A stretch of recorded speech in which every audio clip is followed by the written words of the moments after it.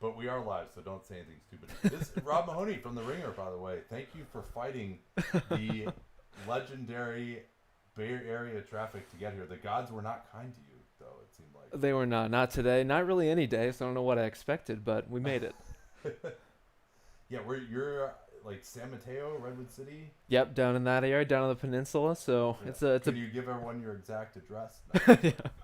Please send all gifts, courtesy. So, yeah, we Al Horford's not going to play tonight. Yep. I won't distract you while you tweet this out. No, please. So I'll just talk. No Al Horford, no Marcus Smart. Kind of a bummer there. Continuing a trend of national games, having a few players out injured. But we are going to get to see Gordon Hayward back. He's going to play after sustaining a nasal injury the other day. And everyone else looks like a go. So first time we've seen these teams match up since opening night when Philly just throttled Boston, but Boston playing a lot better these days.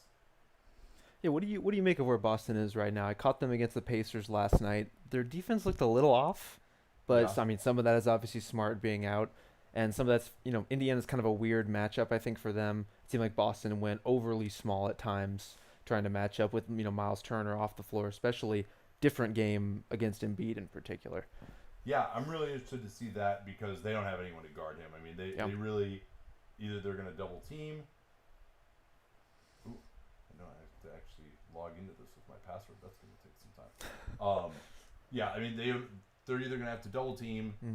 He's going to kill Tice. Yeah. He's always killed Tice. Cantor maybe is big enough, but he probably still can't deal with him when he turns and faces, and he has other defensive issues. The good thing, though, is you can get away with playing Cantor more because you're not worried about the pick and roll. Philly doesn't really do much pick and roll. True. So that aspect, at least, you're going to be okay.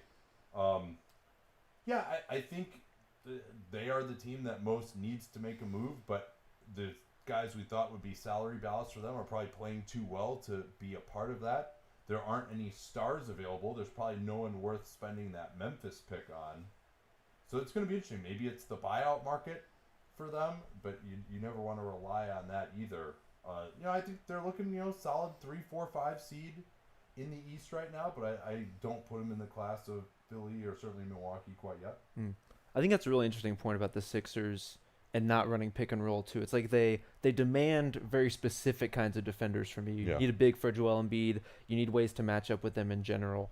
But you really can get away with guys like Cantor or playing these, even guys who aren't great at recovering to the corners to contest, things like that.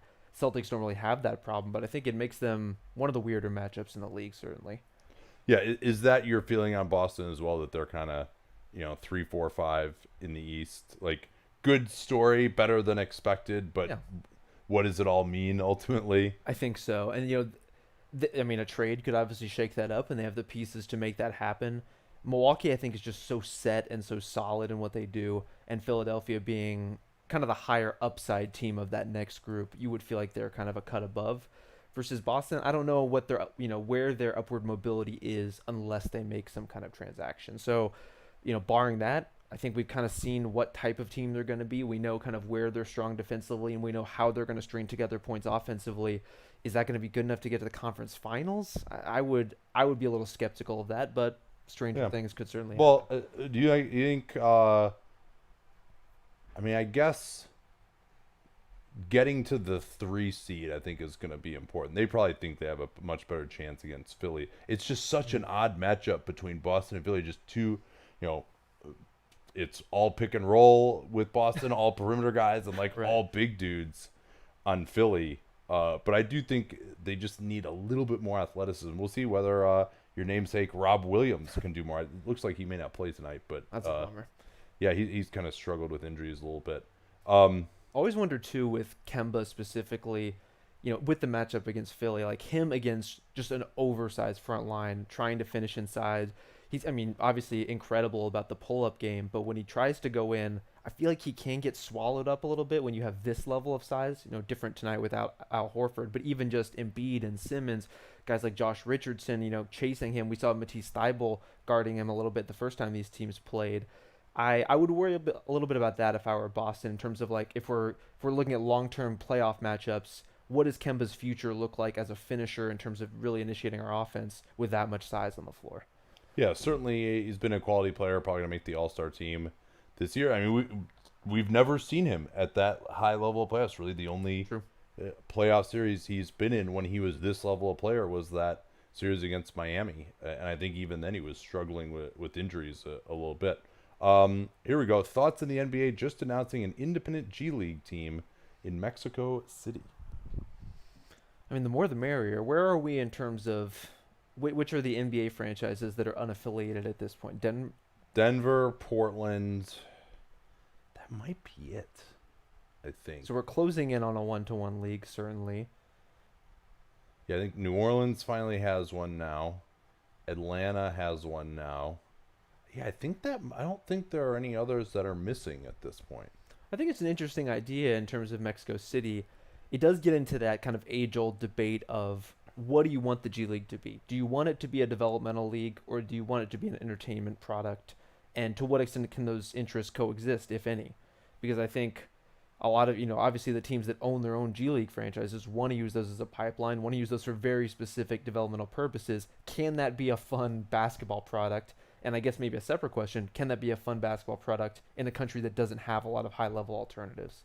I think this is really kind of more for the NBA to just get some experience operating in Mexico. They could certainly use it. Yeah, and just to see whether maybe it would be viable to have a team in Mexico City in terms of just the logistics of dealing with, the government there and all of that kind of stuff, to establish some relationships with who you need to establish the relationships with a permanent presence. Yep. Because it doesn't seem like any team is going to want to affiliate with the Mexico City, having to deal with all that, how far away it is, making the players live in a foreign country, all that stuff. It seems like nobody wants that, so it's got to be independent. I mean, Miami, Sioux Falls is probably about the same distance from Miami as Mexico City. Maybe it could be them, because Miami believes in the model of they don't want the guys going back and forth. They just want them to be in that area and meshed in the team. And certainly with their success, you can't complain about the way they've done things. Absolutely. Yeah, so a reminder, you can submit questions to this on YouTube, Twitch, Periscope. Also use the hashtag NBAcast on Twitter. Can do that. We're sponsored by bookies.com. Tell you more about them momentarily. Rob is with the Ringer as well now. Congratulations on that. And it looks like we're about to get started here. Couple things you're looking for from this matchup tonight. I mean, I think the Horford, him being out, does change quite a bit of it. And I think I'm still trying to get a feel for what this Sixers rotation looks like against good teams, how they adapt on the fly. I think we've seen from them when they're not able to get into their stuff, when they get frustrated, when the shots aren't falling in particular. I still don't have a lot of faith in that offense. And so seeing them grind it out against a pretty competent defensive team, even without Marcus Smart, that's always something I'm looking for from the Sixers. Yeah, also backup center for the Sixers now, Kyle O'Quinn. They've been horrendous without either Embiid or Horford on the floor this year. Be interesting to see whether that continues or not. Embiid's been limited to around 30 minutes so far this year, so 18 minutes of Kyle O'Quinn. I still don't think he's a bad player yet. He somehow doesn't really seem to be playing that much. Good to see Al Horford practicing the Marcus Smart there. Did you see that video of Marcus Smart imitating Horford's post ups with like his jab step and like his exact shot form? It was amazing. Yeah, spacing. This is a good key to the game from TNT. But Philly, in theory, with Mike Scott starting, should look a little bit better there. I want to see, the Matisse Thybulle shooting. It's been great over lately. 40%. Shooting it on the move, too. Not just Bruce Bowen, corner three, takes an hour to load up type of stuff either. Mike Scott, too, I think is worth noting. I know, John Hollinger's been mentioning him in a couple places lately on the podcast in terms of a piece that could be moved just because of his salary, something that could plug into a trade. But he seems so important to what Philly does and so important to that spacing. As you mentioned, I think he might be too important to move unless you get something really good in return. Yeah, that's interesting. So there is the double team on Embiid, and the pass goes awry. And there is the lack of spacing. Simmons pointing up like, hey, you should have thrown the alley-oop there. He's probably right. But, Yeah, Philly, not a great passing team outside of Simmons, who doesn't have the ball a ton. Well, and that's where you miss Horford too, just in terms of that connectivity from spot to spot. Here's Tatum looking for Brown. Now they'll switch this pick and roll. No, they don't switch it, actually. Brown rips through into the lane, floats it over Embiid, but can't get it. Yeah, that was interesting. I thought they would have just switched that. I mean, Tatum and Brown are two guys who are pretty like size, but Right. they elected not to. And of all the people, on the Celtics you would trust in those switches, I think Brown is, strong enough, certainly kind of cagey enough, quick enough with his hands to hang in a lot of those matchups, Simmons or otherwise, with that kind of size player. Here's Tatum off the miss. Dribble pitch action. Now comes off of Tice into the mid-range. Now finds Tice. Beautiful pass from Tatum. He has not been a fantastic passer most of the year. Has been finding guys a little bit more lately. I like that from him. Do you think that can ever be part of his game in terms of Tatum? Like that he, even like what we've seen from Kawhi Leonard, for example, that kind of passing growth over the years? Yeah, I mean, even Kawhi is taking a little bit back as Josh Richardson comes off a screen and hits. I'm sorry, that was Scott who hit the three over Jaylen Brown. Now it's Walker, mid-range, shoots it over Embiid. That shot's going to be there all day. Embiid's going to hang back, but Walker couldn't hit it that time. Simmons calls over Josh Richardson for the post-up. Now he's going to screen. He's going to get in the post. I don't know why he gave it up. Why didn't he just back down against Kemba Walker? That's a good question. Now they swing it finally to Embiid. Like, how is he not aggressive there? I don't get, like, you got the exact matchup. Forced a double team. You're a great passer. Instead, Yep. I think they just wanted to get Embiid going maybe, but didn't score. Well, it looked like Simmons might have been looking for a repost initially, and then just didn't fight for for position hard enough early enough. Deep three from Kemba Walker again. And Walker, we saw he took the mid-range too. He's probably going to have Josh Richardson on him most of the time. That was more of a scramble situation. You got the three. If he can make that a three-pointer off the dribble instead of a two, that's going to help. So here's Celtics, no problem switching that pick and roll. Embiid trying to post up, and Tice held him down low. I mean, what else can you do? When you're giving up that much size, when Embiid's that low, I mean, honestly, a smart foul whether he wanted to take it or not. Yeah, this is, I assume this is Brett Brown saying, post up really hard. The accent work isn't quite right, but that's probably the general message. Simmons, they'll switch that little handoff action and switch back, trying to get into the post to Embiid again. Double going to come here from Hayward, presumably. But Embiid did well to go baseline, just clears out Tice, who was wary of a second foul, and scores. We're going to see a lot of that tonight, I fear, for Boston fans. Brown, he's got Tice backdoor, missed him, muscles into the lane, muscles up a shot, and it goes in. He had one nice floater that rimmed out. That was a tough one, rimmed in.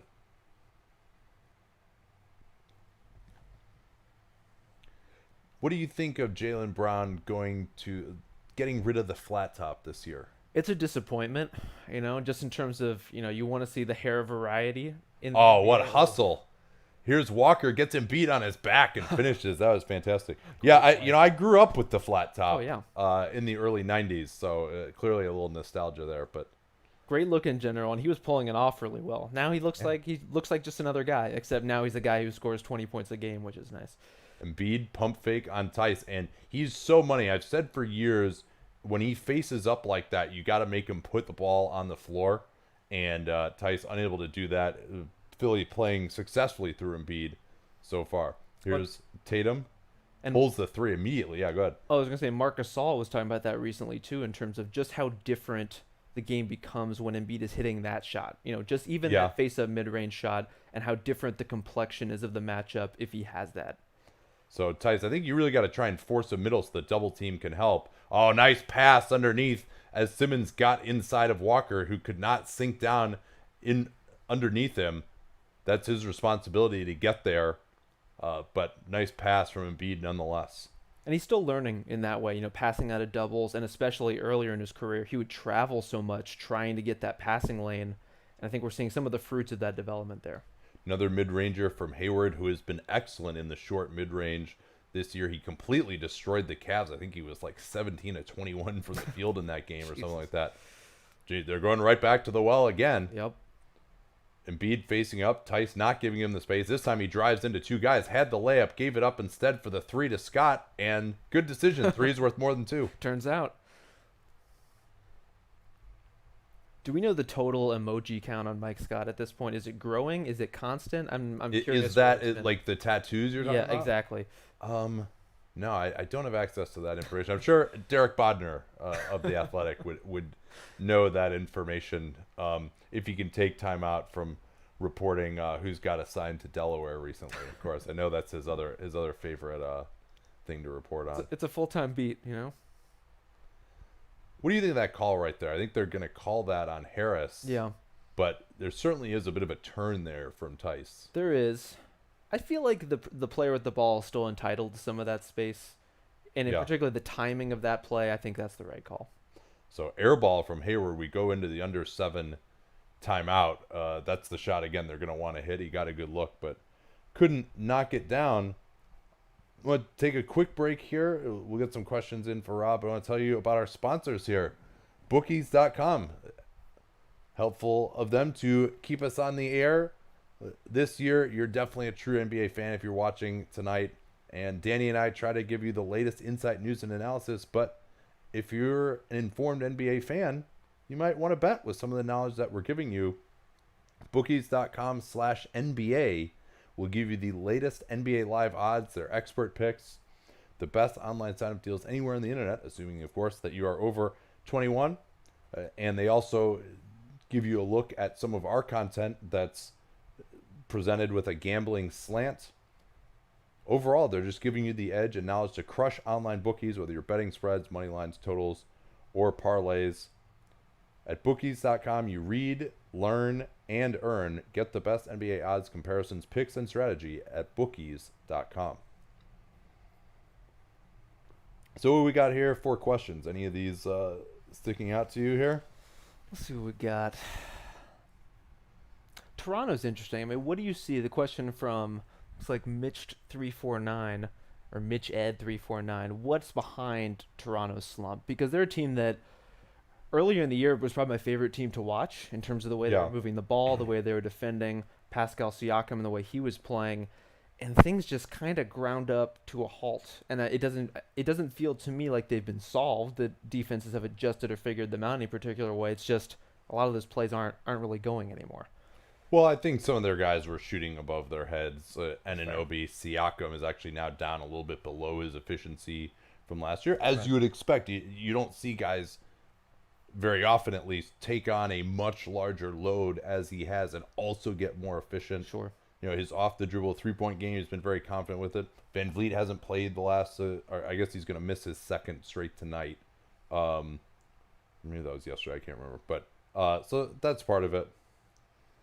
I think that's part of it also, and just a regression in shooting luck, and they're over their heads. They're on pace to win 58 games. They don't have that type of talent regardless of the synergies. And it might be healthier for them long term. I think they were at a point earlier in the season where they were playing so well, you almost didn't want to investigate some of the trade possibilities they're going to need to investigate, I think, to kind of jumpstart their next era, and you get stuck in that ground versus if they continue kind of where they're going now, slumping a little bit, which, again, as you're saying, is just kind of normalizing, then maybe you start to, whether it's Lowry or Ibaka or even Gasol, look at moving the pieces you need to kind of figure out whatever the next great Raptors team looks like. Yeah, so Danny is in Paris this week, by the way. Rob Mahoney from The Ringer joining us. Let's see here. Do these guys look at the chat? No. Definitely not. Let's see here. I don't know. Any of these stick out to you?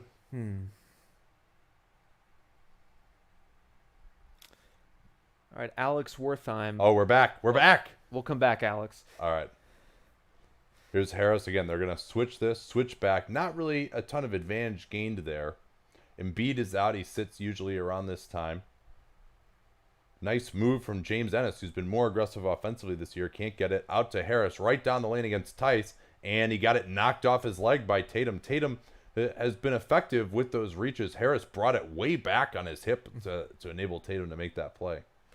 That's one of the weird things about Philly, where I feel like they've gotten, as you mentioned, Ennis being more aggressive. They've gotten really good minutes from a lot of these wing guys on their bench, and yet they're still kind of in such a strange place and trying to figure everything out. A lot of the little factors have gone right for them, though. So there's a big difference between O'Quinn and Embiid. O'Quinn just didn't really move down there with alacrity as Braun had clearly beaten his man baseline. Man was expecting help there. It never came. Harris back to goal. Oh, nice cut from Simmons, but he just is not physical enough with these finishes. That's a tough one too. I mean, there really is nothing stopping him from at least going into more of a layup than a hook shot. But yeah, that right-handed hook shot, he's just dump that in the garbage bin, man. It's like a 40% shot. Like, just go into the guy. So Boston, a couple of fast breaks, and there you go. We talked about the O'Quinn minutes. There's going to be about 18 of those tonight. They're -4 in 2 possessions already here. All right, so now, who did we need to get back to in the chat? Oh, it's Alex Wertheim. What do you think about Boston making a play for Miles Turner? And I think this is probably more broadly a question. If they are going to go after a big guy, who is that big guy? Because I think a lot of the bigs we would normally associate with being on the market don't really solve their problems, don't really address the things that they might need when you're getting into kind of Kevin Love or Danilo Gallinari territory, for example. Yeah, I mean, and Smart, he makes less than Turner. Yep. He's just so, like, if Marcus Smart is shooting the ball and continues to shoot it the way he has these last 2 years, I wasn't a believer in him because I felt that would just never come around. But if that continues, he's more valuable to me than Miles Turner, especially when he's making $6 million a year less.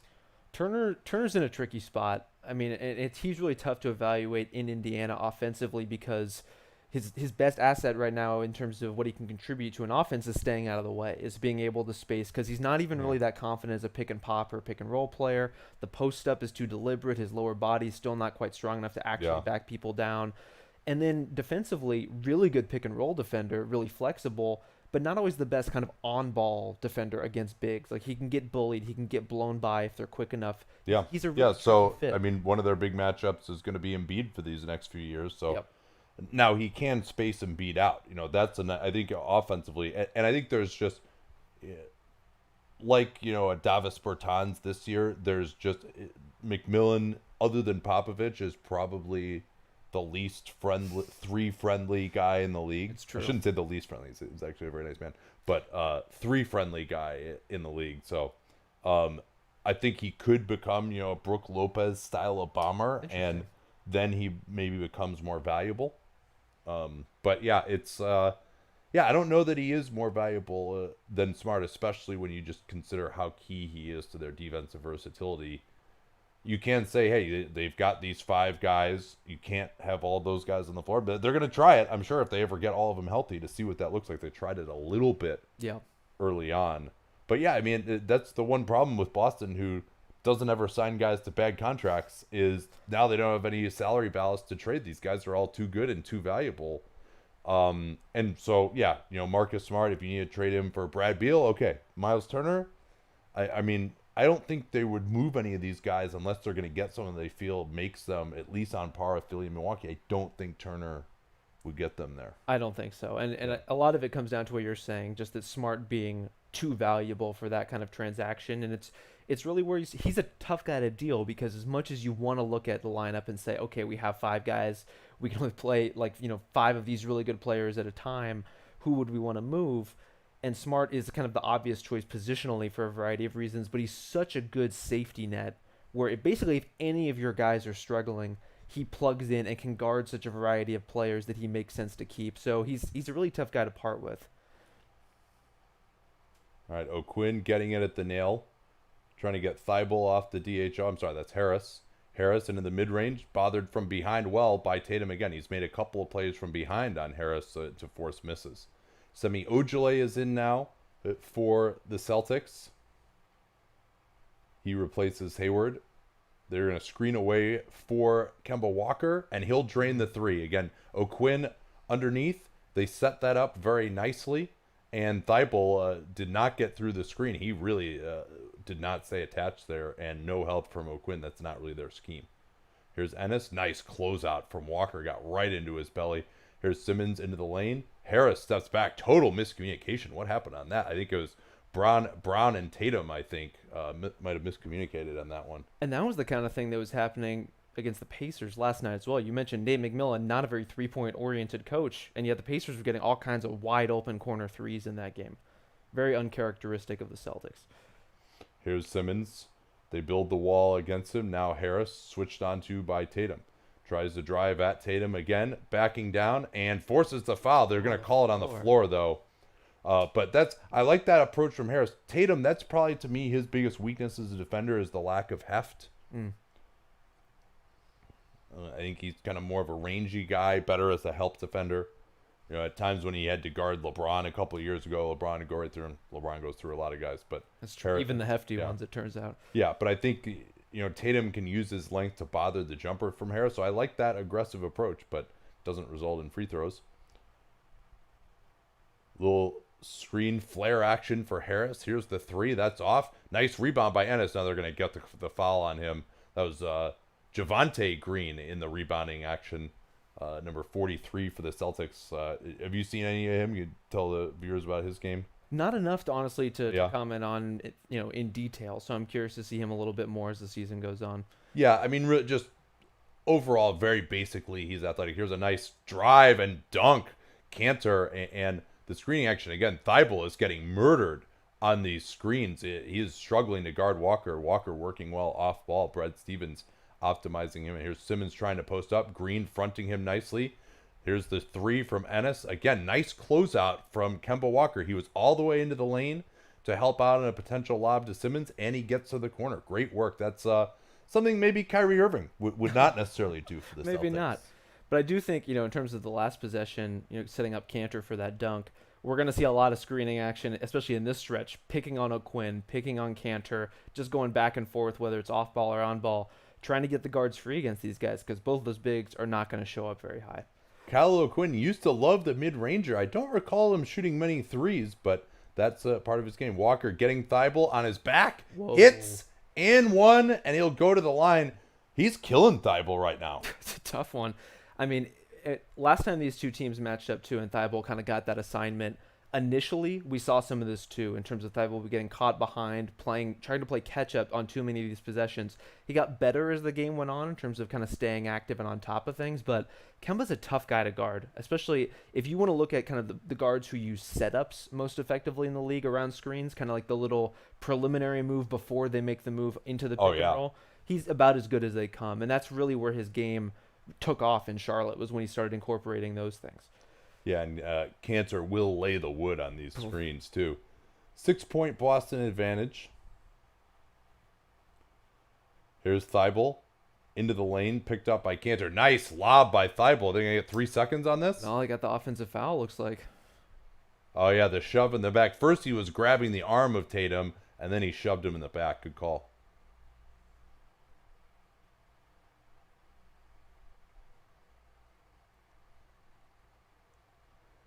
Yeah, so this group for Boston, Ojale, Green, these guys don't have a ton of shooting as Embiid is going to come back in, and we'll see how that affects Walker's performance. This group doesn't have a ton of shooting for Boston, so I think Philly really needs to be attuned to who you can help off of here.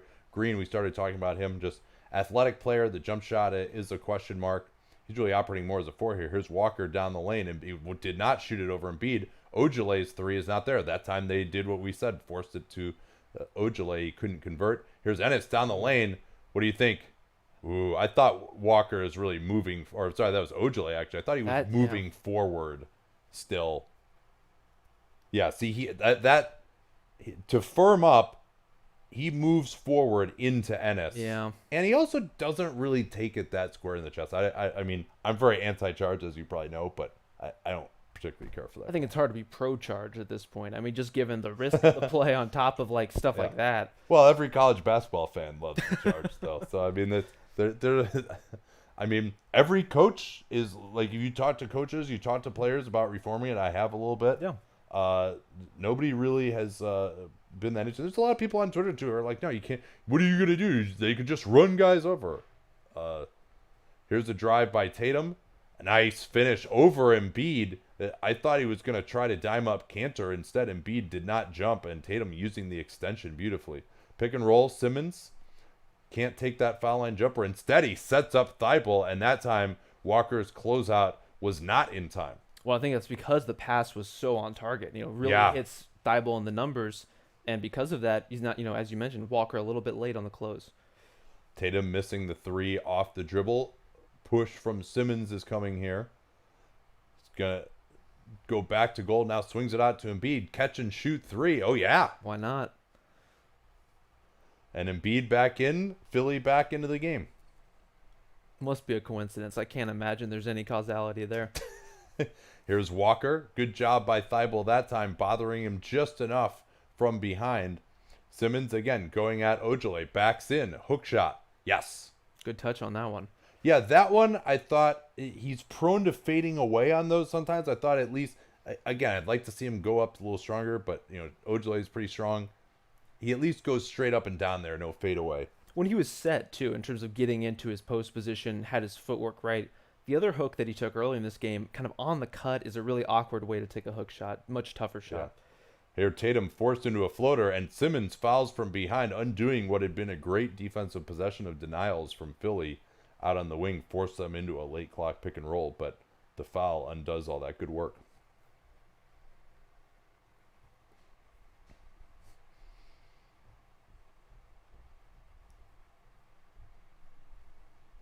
Could I see LaMarcus Aldridge as a fit in Boston? Unfortunately, the salary matching really comes into be a problem. Do you want to trade Gordon Hayward to get him? I don't think so. I think Hayward is playing pretty well, and he's continuing to improve. You got to at least see what he could be. And I think a good version of Gordon Hayward is just so much more valuable than a good version of LaMarcus Aldridge to this team.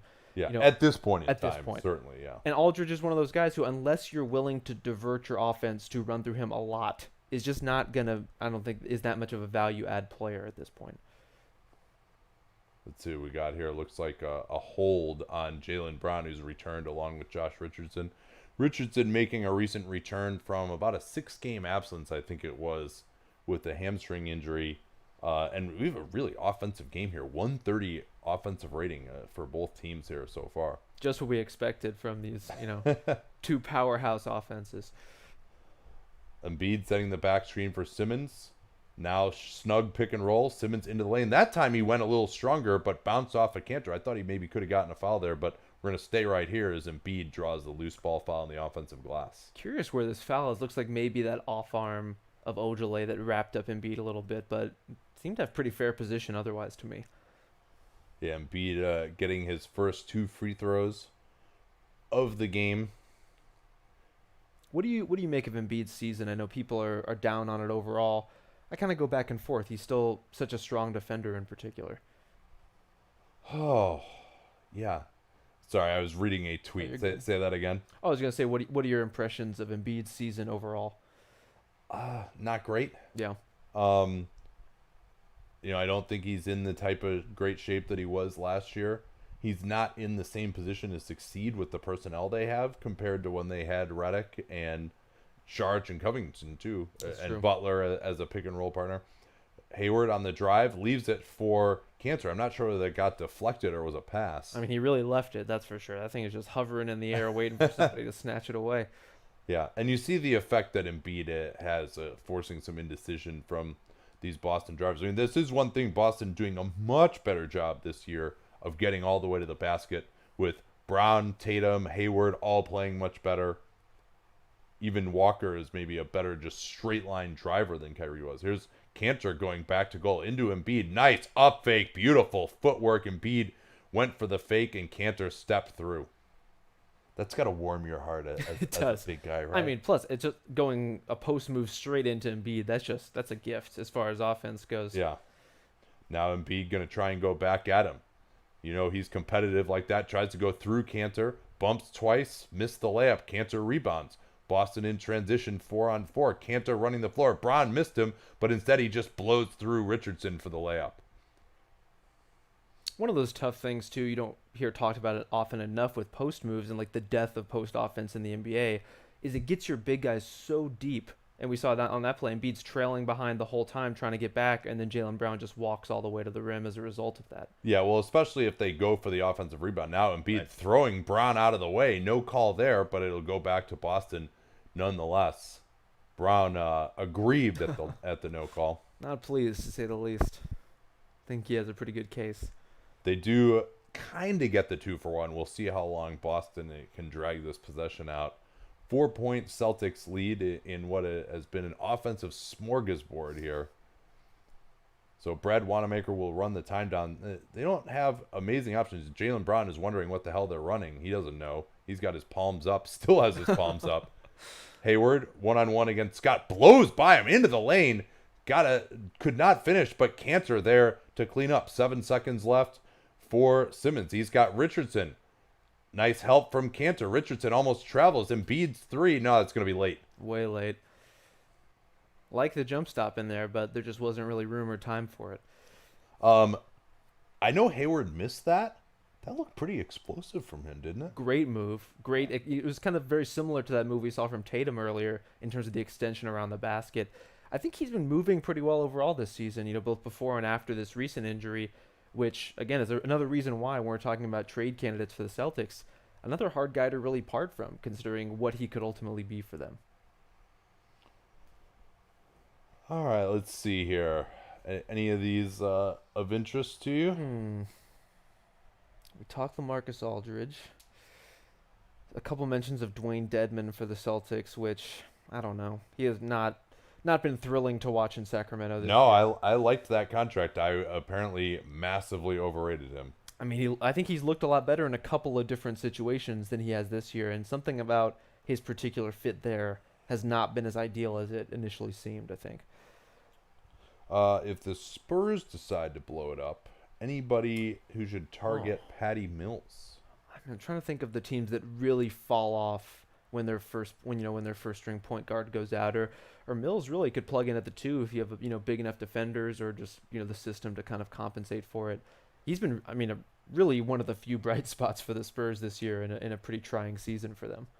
Yeah, for sure. So Mills, his contract situation, 12.5 this year, 13.3 next year. It becomes a question of what you want to give up as well. Mills is kind of a Spurs lifer. I'm sure Greg Popovich just likes having him around. Seems like a very pleasant guy to have in the office. He's part of the old guard there. Yeah, that's a tough call. Certainly like a team like Atlanta would love to have him. Yeah. He might not be a terrible fit on Toronto, actually. You think so? Because Lowry and Van Vliet can both guard shooting guards. True. He does take away a little bit from their overall defensive prowess, but to get them a little bit more shooting on the floor, a little bit more off-ball movement. You'd love him, say, in LA. Oh yeah, I think he's the prototype of the kind of player they would want, or even somewhere like Minnesota, for example. If you're gonna be running so much offense through Wiggins, then maybe you want more of a really competent catch and shoot guy like Patty Mills. Yeah, that's one. Now Minnesota might want to get into free agency this offseason, so maybe that's not as good. But yeah, Gorgie Jang, his salary is a bit bigger, but again, Minnesota would clearly have to give up some assets there. Yeah. But no, he would be an excellent fit in Minnesota. That's a pretty good one. Yeah, Orlando, he's kind of similar to DJ Augustin. A little bit different of a player. All right, we got the second quarter starting. Give you some quick shot chart action here. Celtics 14 of 23. They are 11 of 13 in the paint. Have only taken one jumper outside the paint. That is outstanding shot distribution. What's it look like for Philly? Ben just sent it to you, actually. Nice. If you're looking for it. So I was checking this. I can't tell what this is from. Maybe from a media guide on Brett Brown's college career we got on the broadcast. Yeah. Let's check out. No, they don't do anything right on the broadcast. No, of course Forget it. Pay attention to what we're saying. All right, we're back here. We can talk about the shot charts in a second. Okay. Wanamaker looking for Hayward off the curl. Finds Cantor. Goes into Embiid. Pump fake. Oh, stopped from behind by Richardson. Nice job. I think Richardson, one of the best guys in the league in terms of kind of trailing behind plays, still getting a hand in them, still managing to block people without fouling, usually on guards, but nice when he can get the best of Enes Kanter too. Yeah, between he and Thibault, they got maybe two of the best guys in the league there. There's Hayward again with that short mid-ranger. Neto tried to take the charge. Hayward perfectly under control. 8-point Boston lead. Here's Thibault, and looks like some holding down. Yeah, Cantor just elbowed Richardson trying to get through that little wedge screen to get Embiid to the block. Well, and in the eternal question of Howell Neto or Trey Burke, it looks like, we got another mark on the board for Howell Neto in this game. Here's backdoor from Richardson. Oh, he beat Hayward. We didn't see how that developed due to the cutaway. Yeah. But not a lot of rim. When you can get going at the rim, Enes Kanter does not provide a ton of rim protection. Dribble pitch for Hayward. Ojale, he's going to put Mike Scott in the mix. Now, good idea to hand off there. Wanamaker right down the lane, goes through Neto. And Neto, a high-effort defensive player, but you see the lack of size there for him. Yeah. Wanamaker is not exactly a physical specimen, and he went right through him. Off the screen, it's Thibault. Braun gambles and loses, but they now get the mismatch as a result. Kanter coming over with the light double team. Now they just switch out. Great communication for Boston. 5 on the clock. Embiid stepping through. Fade's not there. That was a Tim Duncan type of step across the lane, but couldn't get it to go. It's true. Very reminiscent. Here's Braun, and he, again, Matisse Thybulle just gets his hand on it. That guy's just a monster. In the last possession, though, I think we saw some of Philly's spacing issues in action where Embiid is almost forced to go to that Duncan-esque move because all the guys are technically covered on the perimeter. You don't really trust them to catch and create or catch and shoot given the space that they're working in. So that's kind of what you have, especially with some of these bench lineups that Philly's working with. Braun tried Thybulle in the post and got it poked away again. Just preternatural by there. Now here's Embiid with a deep three. It hit a couple, including one after the whistle, right back to Thybulle, and he dimes up Mike Scott. Yep. 5-point game. Philly cringing, though. The Kyle O'Quinn minutes are coming soon. Scott has been on fire so far. Braun, switched onto by Neto, doesn't look to take advantage of the size. Nice denial by Richardson, forcing Hayward on the floor. It goes into Embiid, got blocked from behind. Finally, he throws it out to Kanter. His three, not there. I think I was up to 8 seconds for Embiid in the lane on that play, which is just impressive work. Here's the mid-ranger from Josh Richardson. We saw a lot of this down the stretch in their loss in Toronto a few weeks ago. Embiid doesn't like something about the way he came up there, but he seems to be moving okay now that he's back down the floor. Neto rebounding. Ojale is on him. Embiid wants it back. He's going to run the pick and roll with Richardson again. Forced towards the baseline by Wanamaker. Short pick and pop from Embiid is off. Way off, in fact.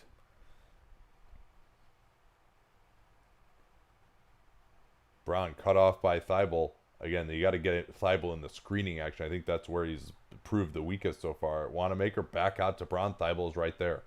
Braun going through Thybulle. Offensive foul. Great call. Put that arm right into his chest. Pushed off a little bit. Great position by Thybulle.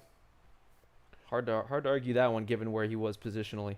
I got to say, I'm loving, like, that one's a little borderline, but I'm loving these offensive push-off fouls. I would rather that they go too far in the direction of calling those because it got to the point where guys were just like using that thing as a club last year. It's true. Richardson, easy foul call there on Hayward. Anything sticking out to you so far here early in the second?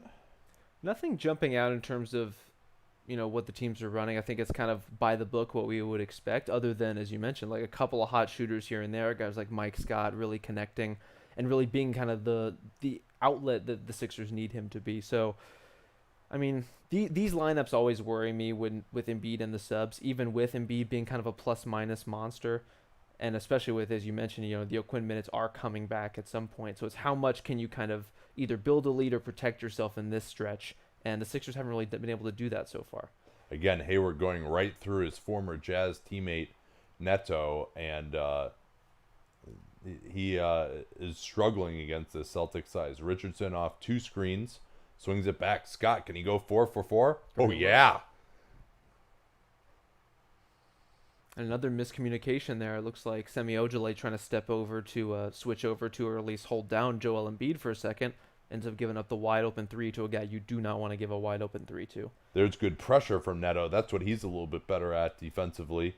Braun, again, I mean, he's going to try Thybulle again. It hasn't gone too well so far. Great contest again by Thybulle. They got to get him in the pick and roll. Braun's been a better pick and roll player this year. That's how you get the separation. I don't think trying Braun one-on-one against Thybulle is the way to go. I mean, you talked about some of the limitations for this Philly offense, but the Boston offense does not look good in this quarter. Neto, late clock. This isn't the guy you want creating at this point. He steps back. Oh, Yeah, I was about to say that better not go in. you had a couple more bounces to figure that one out. Hayward posting up. Oh, there Neto got in front of him. I didn't see Wow. much of a foul there. Yeah, where's the call? That is That's a strange one. quite questionable. Always tough in that position. If you're a smaller guard, if you're giving up that much size, trying to deny in the post, you get hit with some ticky tack foul that wasn't really there. I mean, you don't just reward effort, but I thought Neto made a really clean play there. So Philly is 8 of 14 from downtown right now. We never got to their shot chart, but so Simmons is back. The stagger with Embiid. Embiid is out. O'Quinn back in at center. Tice has returned. I like matching up Tice with O'Quinn. Here's Walker. Tried to get Ennis in the air. Could not. Ennis denying him the ball back. Instead, it's Hayward in the pick and roll. Tice mid-ranger. Yes.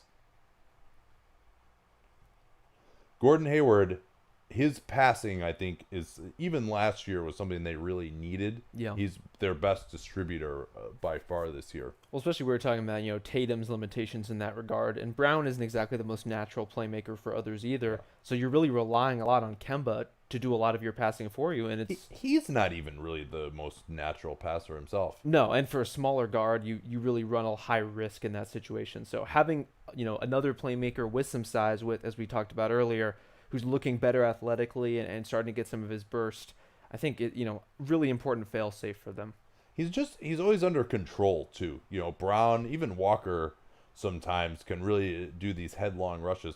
Brown's gotten a little better this year, but we're going to go into a timeout. But that was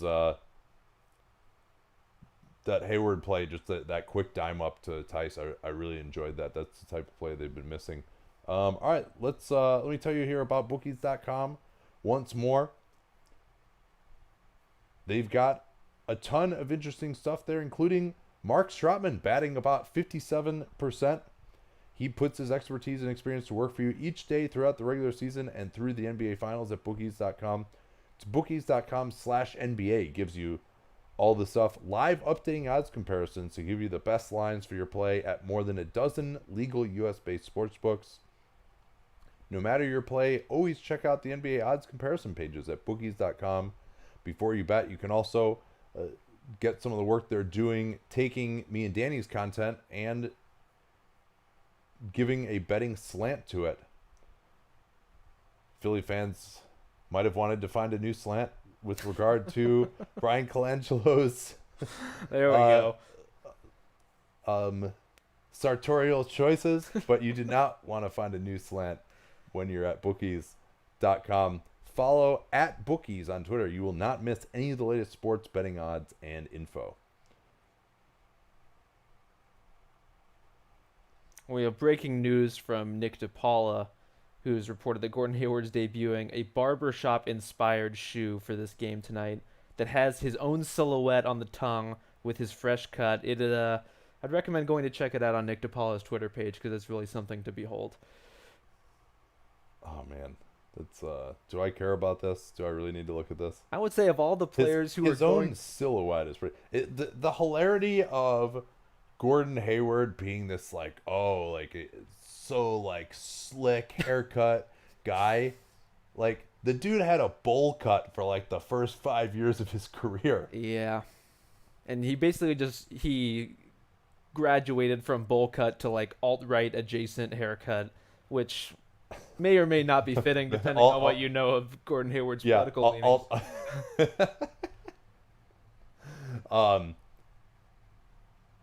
All right, so let's get a couple of questions here. Let's see. Marcus Morris, another good trade fit question. If you really want to hear more about this, Hollinger and I did a whole pod. He also just went on Zach Lowe's pod as well. That kind of gives you a primer for, and he also had a column as well. But doing workout here, John writing. Hollinger. I hear you. Is that like a medium that actually works to transmit information these days? It's a dying medium, let me assure you.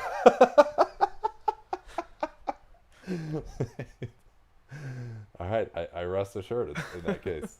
But getting back to that, it becomes difficult because just given the recent history, I mean, you think about all these guys that you were mentioning, right? As we're back here, we'll talk more about this. So remind me, because I always forget. Sounds good. In the meat of the game.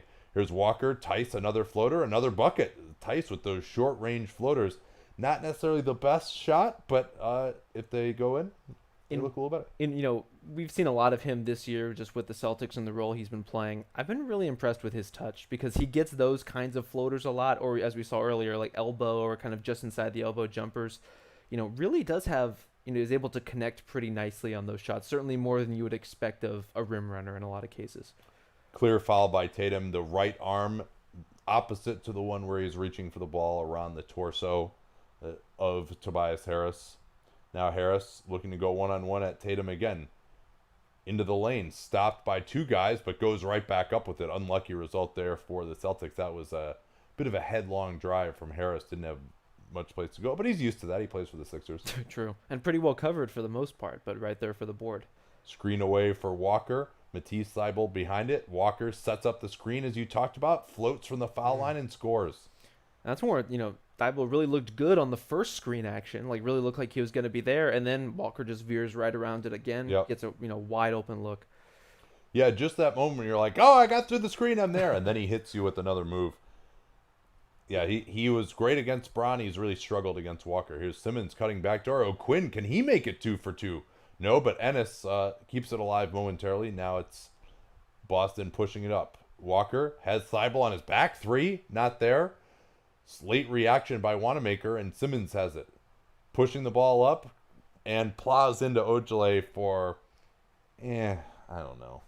I mean, I guess, is there anything to do but not call that? You have to call it, but, Semi Ojale is not going to stop. Expect that guy to really throw on the brakes in that situation? When you're just moving, and I think there should be an exception when you're not really moving in a direction to advance the basketball, where you're moving to just basically draw the foul like he was that time. Sure. I think you can let that go. Nice switch by Ojale. They are totally set up here. Forced Tobias Harris to the baseline, double team. O'Quinn doesn't take it. This time he puts Tice in the mix. Tice flops. Backdoor pass from O'Quinn. Wow. Did that go in? That went in. Was Korkmaz trying to do that? It looked like he tipped it, but he knew he couldn't get another hand on it. I would be very curious to see if he was actually trying to do that. I'm sure he would never admit if he wasn't. Tatum has Ennis on his back now, creates the mid-range space. Not there. And looks like a foul as Tice got hit in the stomach by O'Quinn in the boxing out action. When they say to hit a guy when the ball goes up on the glass, I don't think that's quite what they had in mind there. Yeah, no, I think I think he was trying to do that as they show the replay of Korkmaz. It really looked like he had a full palm on the underside of the ball, lifted it up. That was beautiful. Tice looking for the back door, now hands off to Walker instead. Again, wide open. Tice with the good screen. Walker has not had the touch from 3. Gets back to it again. And another and one for the Celtics. He got the other one too, didn't he? He did. I think this was Simmons with a little bit of attempted payback on Tice here, where Tice said that, the first screen that he set on Simmons to clear the first shot was a little late. Certainly didn't look 100% legal. And then he gives Tice a good shove in the back here. Ends up fouling Walker in the process. Yeah, he didn't really even get his money's worth there either. No. Yeah, so, that's interesting. I guess the shooting motion had clearly begun. But it's going to be Tice shooting these, right? You would think so. All right, well, I would think so, but, the replay center will have its say. Well, why can't they just have headphones in and the replay center just tells them half of the delay is them just going over to these monitors and flipping it up out the scores. Yeah, so this is clearly in the shooting motion. Tice is going to be going to the line here for one free throw. Well, even right now, why hasn't the replay center already begun their review? In the time that it takes the refs to walk over to the table, I feel like they should already kind of have their answer on a play like this. This is pretty conclusive. I think it's different if you're parsing a bench clearing brawl and you're trying to assign blame for flagrants or technical fouls or escalations, but there's really no reason these teams should be in a timeout other than for us to fill time or answer some questions. Yeah, no, we should answer some questions. Oh, here's one. Did Andrzej Pasniks make the worst draft picks? It's Andrzej Pasniks, I believe. But I mean, it's fun to just mispronounce his name with something else every time. Oh, but, why not? he might have been mentioned. Kevin Pelton and I did a pod on that today. Worst draft picks of the decade. Nice. The earlier question, we were talking about Marcus Morris, potential trade fit for him. Yeah. So I think the issue is, you might say, hey, Marcus Morris, decent starter on a playoff team, that sort of player. On occasion, expiring contract has gotten a late first. Number one teams have kind of wised up. The price for that has gone a little bit lower. Even Nikola Mirotic, you would say, at least at the time, was probably playing better than Morris. Yep. That was a couple of seconds last year. So how do you get to first-round value? Well, maybe you send the Knicks a bad contract that goes until next year. But none of these teams are trying to create space for this summer. If the contract goes beyond 2021, the Knicks aren't going to want to take that on. So that's where the difficulty, sure, in a vacuum, late first, early second for Marcus Morris, all right, that makes sense. When you get to salary matching and the fact that you have to trade some salary for him, it gets a little bit more difficult, which is actually what salary matching is. So it's completely redundant. Dribble pitch for Tatum. Nice poke away by Ennis. Now Tice will set the screen. Tatum going for the three at the top of the key. Way off. Tice, nice rebound though. Embiid did not box out. Walker has Simmons. Screen comes again. No contact made on the screen. Walker eluding Embiid, but still missed the layup.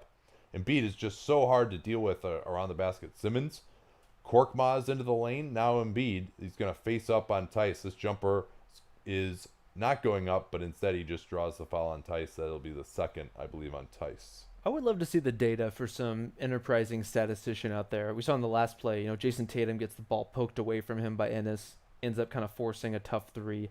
What the percentage is, if the ball gets poked away from you, are you a 90% chance to take a shot, 80% chance? That's right, like awfully high. Well, part of it is because you're probably like late in the clock at that point, and you've also just been taken out of the rhythm of the play, so your only hope really is just run a pick and roll or ISO. But I agree with you. I certainly think there's a little bit of like, oh yeah, absolutely. You're not poking the ball away from me, especially in that budding star versus role player situation. Guys who really don't want to be shown up by a James Ennis. I can see Jason Tatum falling into that trap a little bit. 5-point Boston advantage. The offensive fireworks muted a bit here in the second. Double high screen for Walker. No advantage gain. Great job by Ennis getting through it. Walker could not get him in the air for the foul. Here's Tatum stepping back on Simmons and hits. And there, Ben Simmons has been a wonderful defender, but the one limitation he has, his arms are not that long. Against taller guys who can create space, he doesn't challenge that well. Korkmaz, nice drive. That was terrible defense by Jaylen Brown. I've been really pleasantly surprised by Korkmaz this season. I mean, especially given where he's come from and how he's played in previous years. Like, I mean, shooting more confidently, shooting quicker, and as we saw there, has a little bit of drive to his game too. Didn't he say that he had gained like 30 pounds or some astronomical number? So, there's Walker again. Another and one. Wow. Kemba Walker blowing past Simmons. So Simmons has been beaten a couple of times recently. Celtics surging to an 8-point advantage.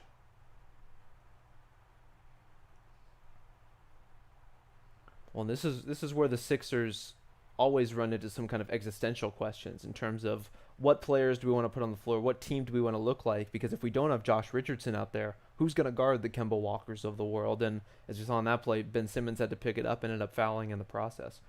Yeah, and Simmons, much better against a D'Angelo Russell type. Yeah.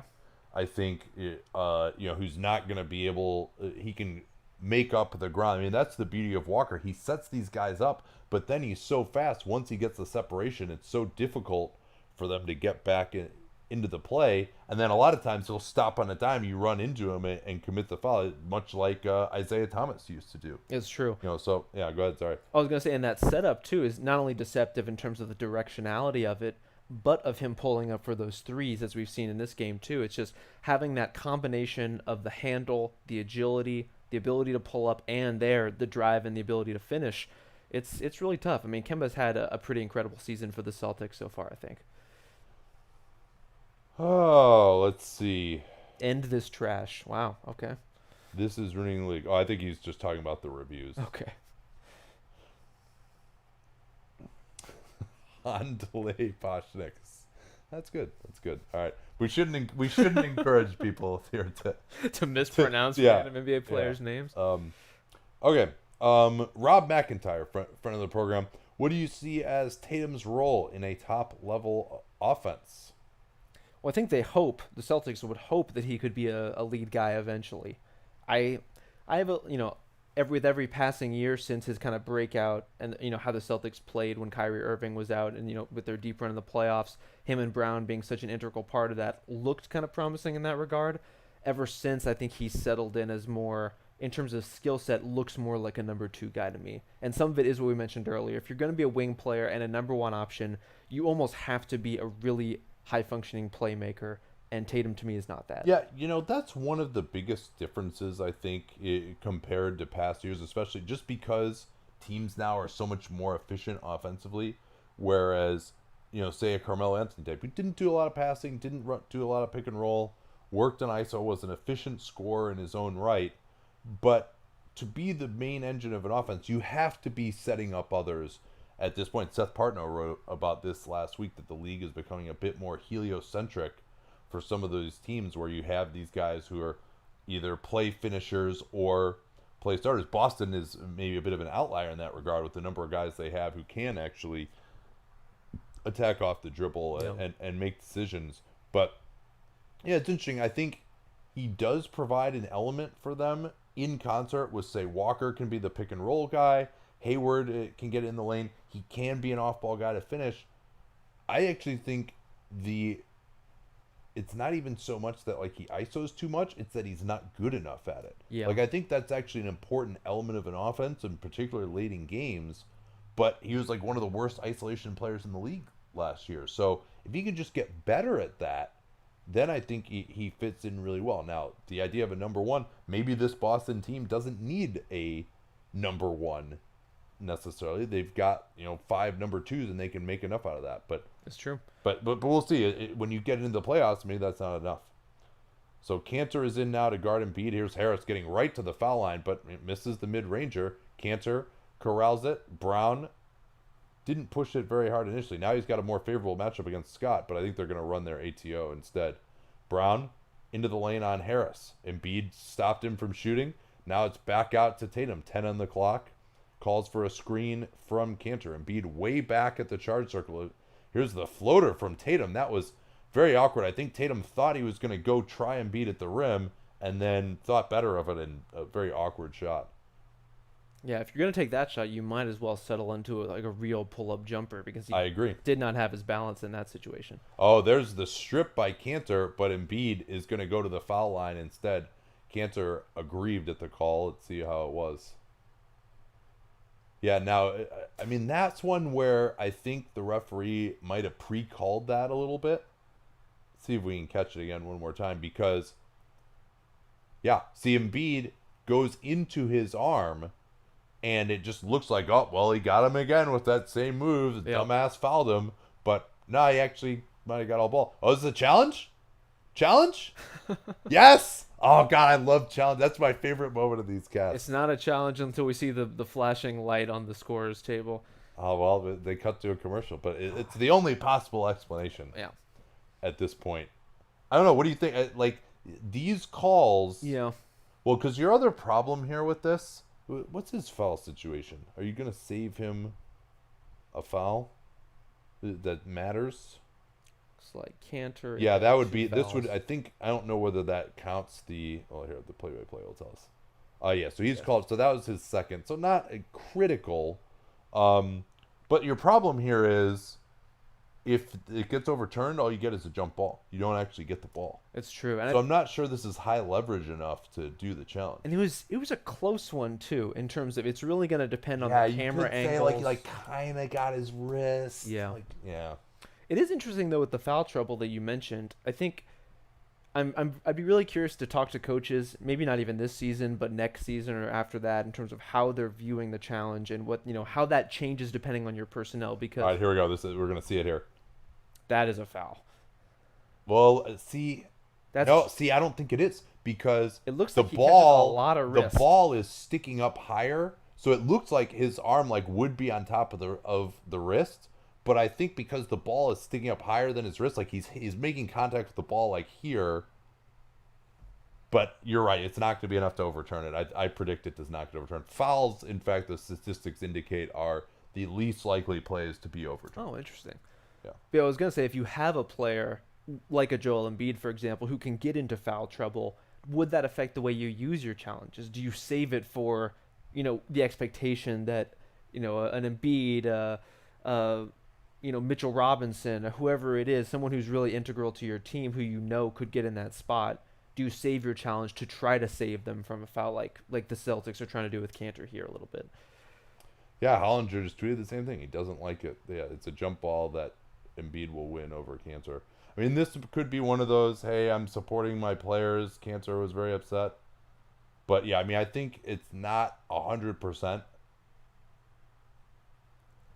So That's another point, too, where if is the coach's challenge ultimately something that could create division between player and coach? If you're Ennis Cantor and you feel like Brad Stevens is never listening to you about all the challenges that you want him to make, would that ultimately be something that kind of irks you a little bit? yeah, Windhorst was actually talking about that on his pod the other day. Nice. And he and Bontemps did a nice article about that. But, yeah, that it's difficult to... Wow, how is this taking so long? Yeah, that one makes it look like a foul, right? Yeah, so if you have some angles where it looks like a foul and some where it doesn't, you're not going to win. No, they overturned it. Wow. Jump ball. Interesting. Yeah, I mean, I think that's the right call, but it's also like not so clear that it should be overturned. I think that you thought it was a foul, right? I thought it was a foul. Yeah, I think so that must be their interpretation, though, similar to what you're thinking in terms of the positioning of the ball and the way it appears that he's hitting Joel's wrist or hand. But there's no question he gets some hand on the ball. yeah, I guess what Zarba is saying is no, he got the hand as part of the ball and he hit his hand. That's I think what he was indicating to Marv there. All right, so a jump ball and they lose it. Fantastic, and they get a new 24. I have to say, as a pickup basketball player, hand being part of the ball is maybe the worst rule in the sport and the most confusing and most easily duped in a pickup basketball. And of course, they give up a layup immediately off of this side pick and roll. So yeah, not a great challenge. They did avoid the foul from Cantor, and of course it was Cantor whose pick and roll defense wasn't up to snuff there. They swing it to Hayward, wrong foot's Harris. Wow. Tried to go into him. Harris got the strip. What a strip. Now Harris going at Hayward, looks the deep post up, Embiid right in. Oh, that's beautiful work. That's what we saw from him at the start of last year. When I talk about his conditioning, we haven't seen as much of that. I love that running the floor right at the charge circle. Just goes right into it. Good no call there as well. Double eye screen for Walker. Tatum slips it. Crossover into the lane. Leaves for Cantor. Floater. Nice. Boston Bigs 3 of 3 on that shot. Philly probably going to try to get the 2-for-1 here. I think about 10 seconds or so they should look to shoot it. Here's Harris. He's got Thibault wide open. Took forever to find him and hits it. I mean, that's perfect. They got the 2-for-1. We'll see if Boston can get the 2-for-1. They're going to shoot it in like 2 seconds here, you would think. What was Kemba Walker doing on that play, leaving Thibault like that? I don't know. And Walker, again, they are just fouling the crap out of him. Yeah. And who was that? Was that Neto? No, it was Mike Scott. Yeah, and I think they didn't really seem to know what they were doing on that play. I think it started off where maybe Walker just engaged Scott so much he felt like he had to switch onto him. No question that Mike Scott fouled him, and he got a pretty good hand on Walker's hip there. And that's one thing you just can't do with guards that have that kind of body control that can pull up so quickly. You really can't afford to be hand checking them like that. Yeah, I'd be interested to see if having Al Horford would change this match. I mean, Walker is kind of torching them right now. Like, he looks like he's causing the problems. This is like last year's Sixers team, and we haven't seen. Is Richardson in foul trouble? Did I just miss that? Maybe I just missed that. He hasn't not played in foul in a while. trouble. Has not picked up a single foul in this game. All right, yet. so it must just be a minutes limit from the hamstring. That makes sense. and they want to save him for a potential end here. But yeah, he looks like the only guy who's capable of guarding Walker. And last year, you remember, wow, that was a massive lane violation that they never call. But you remember last year, Philly really struggled to guard quicker point guards. They just didn't have anyone to do it. You know, Yeah. T.J. McConnell, Simmons had to guard some larger players.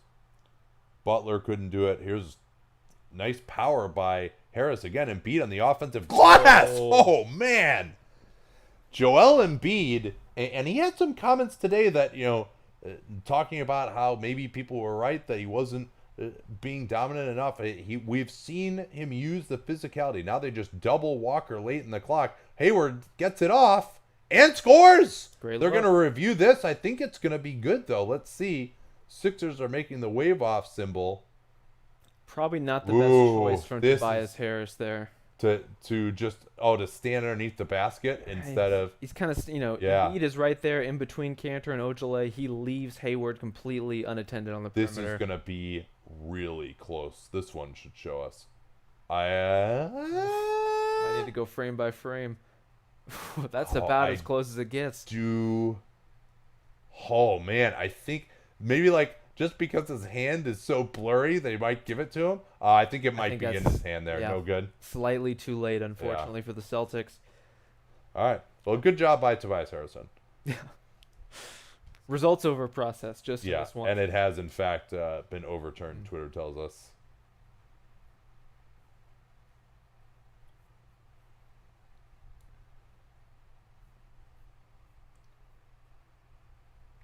So give me 1 second. I got a special halftime read I got to give you guys. Let's see, is it ready yet? No, not yet. All right, it'll be ready soon. So let's Excited. Keeping them on pins and needles out here. All right, here we go. We got it. So bookies.com, you know them as the banner behind us. You know them as the best place to get NBA betting information at bookies.com/NBA. You can get the latest NBA live odds, expert picks, and the best online sign-up deals anywhere on the internet. If you're a Philly fan watching this, you're an NBA fan over the age of 21 in Pennsylvania, New Jersey, and elsewhere online, sports betting is legal. You can wager this game right now. Go to bookies.com/NBA to get the best sign-up deals, latest NBA live odds, and our expert picks. See if online sports betting is legal in your state. Right now, the halftime line has the Celtics favored by 2.5, and the new in-game over-under is 224 points. So if you're over 21, go to bookies.com/NBA. Get the latest odds like I just gave you, expert picks, and the best online sign-up deals anywhere on the internet. Knowledge is money at bookies.com. You read, learn, and earn. And follow them on Twitter as well, at bookies. All right, let's catch you up here a little bit on the stats. Kemba Walker destroying the Sixers. He's only taken 5 free throws, but he's had, 4 and ones, although one of them was not earned by him. 7 of 13 from the field, 21 points, 4 of 8 from downtown. He's got 4 of the Celtics' 5 makes. Rest of the Celtics, nobody particularly standing out. Cantor has 8 points on 4 of 6, but balanced scoring with Tatum and Hayward both with 9. What's it look like stats-wise from the Sixers? Well, interesting on both sides. 6 total turnovers in this game so far. Celtics, you would expect that Kemba Walker team's always very low turnover. Sixers keeping it down 2, but also making real headway in this game from 3. As we talked about, Mike Scott, 4 for 4 from 3. We also have Matisse Thybulle with 2. You got a bunch of the role players, even Kyle O'Quinn chipping in with 1. Josh Richardson, not one among the players to make a 3, although he's really picked up, I think, his three-point percentage since the start of the season. That was one area of concern, I think, for them early, and part of why their integration of this new lineup was a little slow to start, but we'll see if he can contribute in that dimension as well. They certainly need Richardson out there for as many minutes as they can get, both for offense and defense. So the shot charts are pretty interesting here. Philly doing it with the low turnovers and the 9 of 17 from 3, leading to what is still, it has been a very slow-paced game, only 43 possessions, 130 offensive rating for Philly, But a lot of it has been that 9 of 17 from three and avoiding the turnovers. I think the process has been better in terms of the shot distribution Yeah. for the Boston Celtics. And they have 59 points on 43 possessions, 137 offensive rating. You see those numbers on your screen, brought to you by my buddy Min Huang at RT Hoops. Is it .net? It's .net, right? Let me see. .net. Yeah, rthoops.net. You can get the same stuff. You just create a login. It's free. And you can get live advanced stats just like we got here. All right, let's do some questions here. Unless anything else you wanted to comment on here from the first half. Nothing in particular. I mean, you would think that the Sixers might have more of an edge in this game, given, as we talked about, low turnovers, threes, more offensive rebounds so far than the Celtics. And yet, it seems like Boston's really been there. And I think a lot of that is a tribute to Kemba and his ability to kind of keep one step ahead of what all the different things that Philly's trying to do to contain him, but really one step ahead of these guys who are just trailing behind him so consistently. Yeah, I mean, they really have not had an answer. And we'll see if Richardson can play more in the second half. He is coming back from that hamstring. And especially down the stretch, maybe it won't be as easy. But this is, I mean, I know Al Horford is a big part of their defense, but they still got a lot of real good defenders on this team. And Boston is slicing them up. They're getting good looks. And I mean, they're only 5 out of 16 from three, as you mentioned. So it's like, it's not hot outside shooting. They're not having to take really any mid-rangers at all. And Philly, the hallmark of their defense has been forcing you into a ton of mid-rangers. So Boston is winning the battle right now.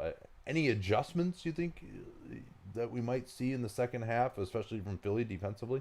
Well, I think they have to get their bigs a little bit more involved in terms of containing Kemba Walker. And it's one of those things where you can maintain your drop, but they can just drop a little bit less. They can be a one step up further to help just buy a little bit of time for whoever's trying to recover on Kemba, because especially what Kyle O'Quinn has been doing, not very effective so far. And that's one area where, a player like Horford, who you may think, okay, how is Al Horford going to help us contain Kemba Walker really in this scenario anyway? He's not a guard. He's not going to be defending him directly, but he helps exactly in that sort of thing.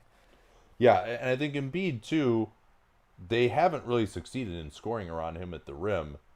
You might say, well, that's because he's laying back, but maybe he can take a step forward. And, if Walker gets by him, he can still bother him enough from behind, force him to finish. Oh, definitely.